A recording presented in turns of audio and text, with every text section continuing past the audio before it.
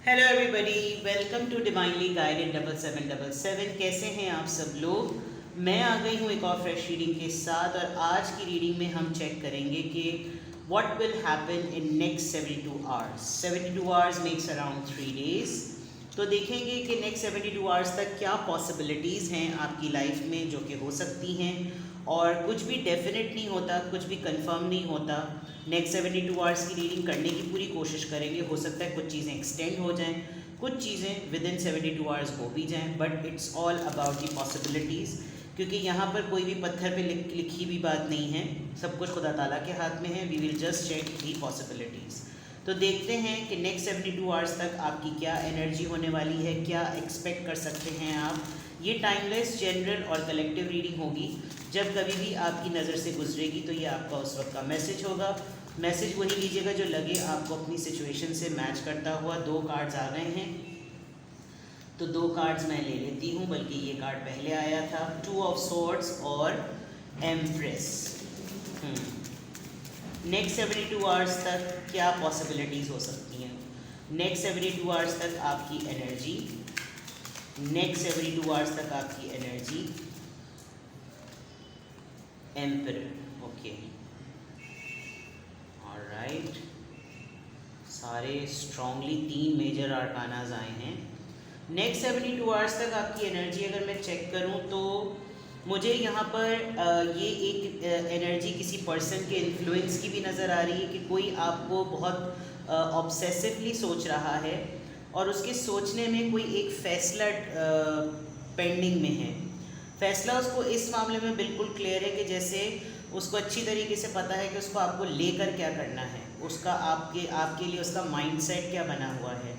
लेकिन ये इसकी पोजीशन और इसकी सिचुएशन ऐसी नहीं है कि इस वक्त ये कोई ऐसा फ़ैसला ले, क्योंकि इस वक्त हालात इसके सामने नहीं हैं, हालात इसके सही नहीं हैं, तकलीफ़ में है ये पर्सन, चॉइसेस में राइट डिसीजन नहीं बना पा रहा। लेकिन इस बात के लिए बिल्कुल श्योर है कि आप इसके लिए कितने इम्पॉर्टेंट हैं।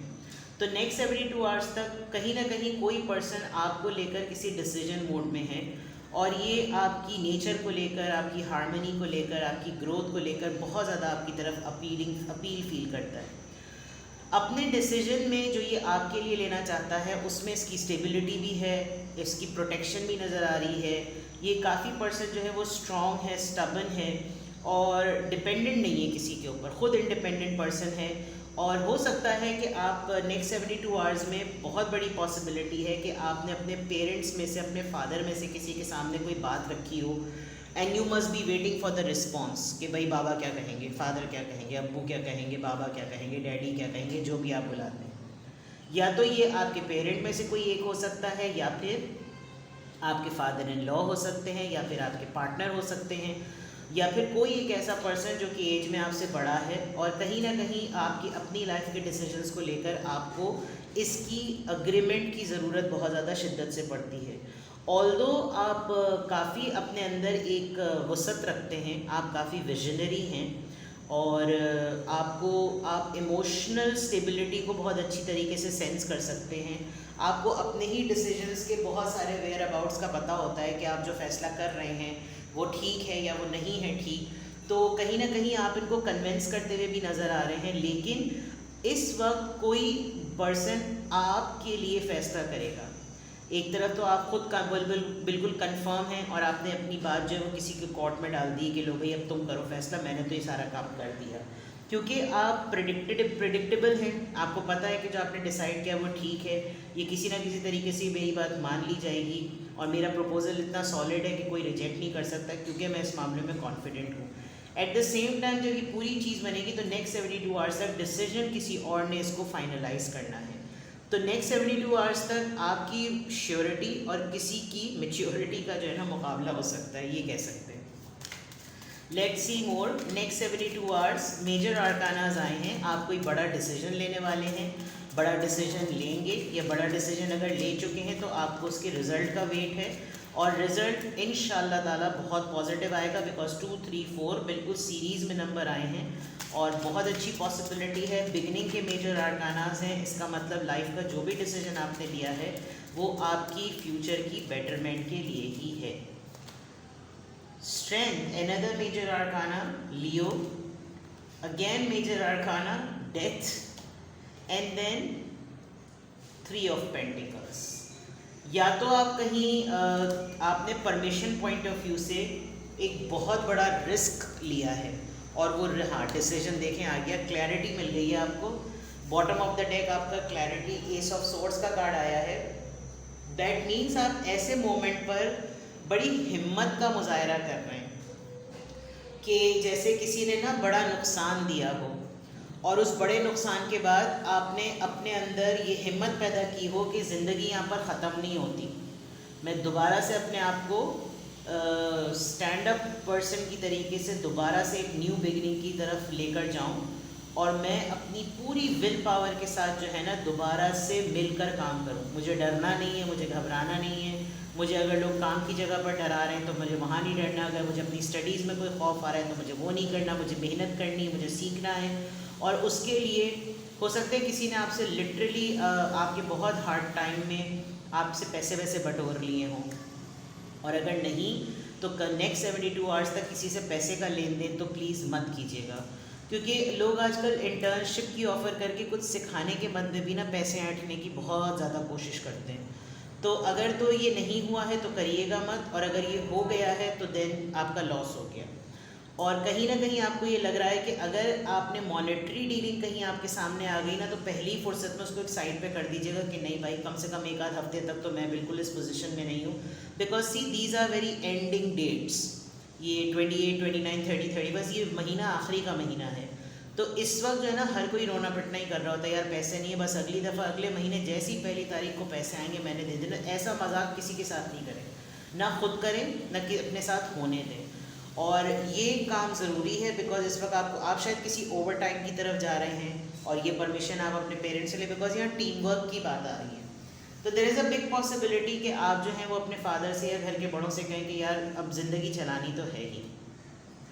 तो नेक्स्ट 72 आवर्स तक आप वाकई कोई इतना डेयरिंग अटैम्प्ट करने वाले हैं जिसके लिए आपको बहुत हिम्मत का मुजाहरा करना पड़ेगा, और आप शायद मेंटली तौर पर अपनी विल पावर को लेकर पूरे तरीके से रेडी है कि मैंने ये चीज़ हर हालत में करनी ही करनी है। हाँ, इस सिचुएशन को देखकर अगर आपको किसी की इजाज़त चाहिए तो वो पर्सन बहुत ज़्यादा कन्फ्यूज़ है कि आखिर वो करे तो क्या करे, ठीक है। लेकिन आप अपने डिसीजन में बिल्कुल क्लियर हैं, क्योंकि मैं ये देख सकती हूँ, क्योंकि इस टैरो डेक में जो है ना वो एंजल आंसर्स की तरह येस नो आता है। तो कलेक्टिवली आपके येस जो हैं वो ज़्यादा आए हैं, और मे बी तो कोई आया ही नहीं है। मे बी सिर्फ उसके लिए आया है जिसने आपके लिए फ़ैसला करना है। अदरवाइज़ नेक्स्ट 72 आवर्स तक आप जो भी डिटर्मिनेशन के साथ प्लान कर रहे हैं तो वो चीज़ आपके लिए तो अच्छी है, लेकिन डेफिनेटली अगर आपके पेरेंट्स हयात हैं तो उनका अग्रीमेंट होना, उनकी इजाज़त होना जो है वो बहुत ज़रूरी है। लेट्स सी आपकी सोशल लाइफ से चेक करते हैं कि नेक्स्ट 72 आवर्स तक क्या पॉसिबिलिटीज़ हैं।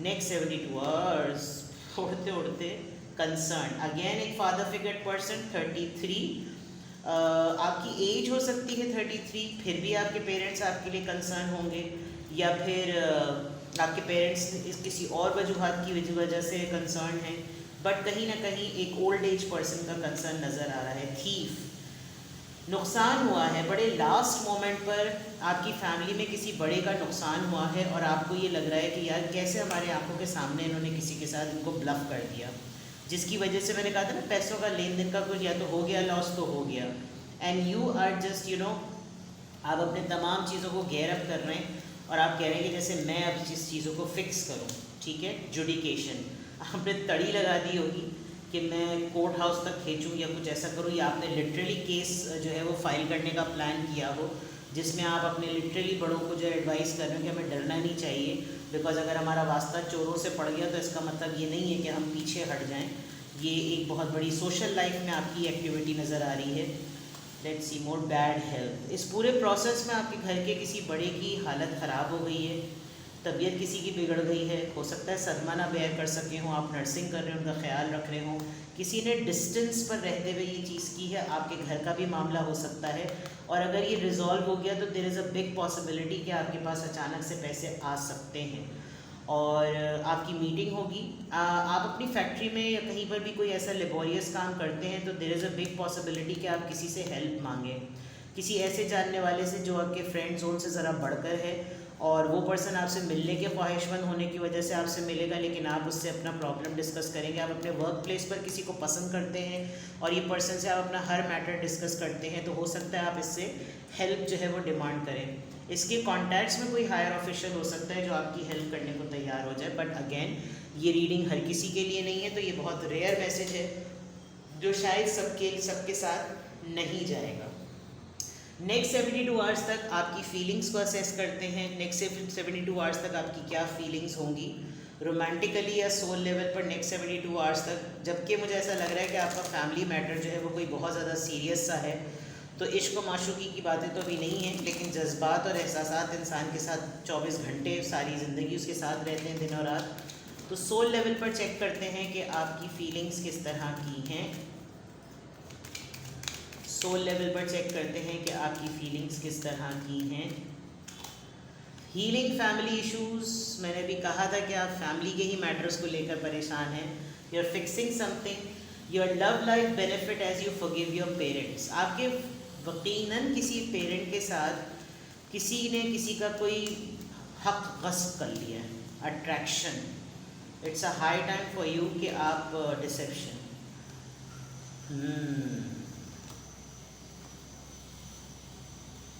सबके साथ ये मैसेज नहीं जाएगा। मुझे ऐसा लग रहा है किसी ने शादी का रिश्ता डाला और जानने वाले थे और उस चक्कर में, डावरी के चक्कर में कुछ पैसे बटोर लिए हैं, आपको डार्क में रखा है कहीं, या आप अपना पास्ट भी याद करते हुए नज़र आ रहे हैं कि अगर आज मेरे हाथ में सब कुछ होता, मुझे थर्ड पार्टी में ना रखा गया होता, तो मेरी लाइफ आज डिफरेंट होती।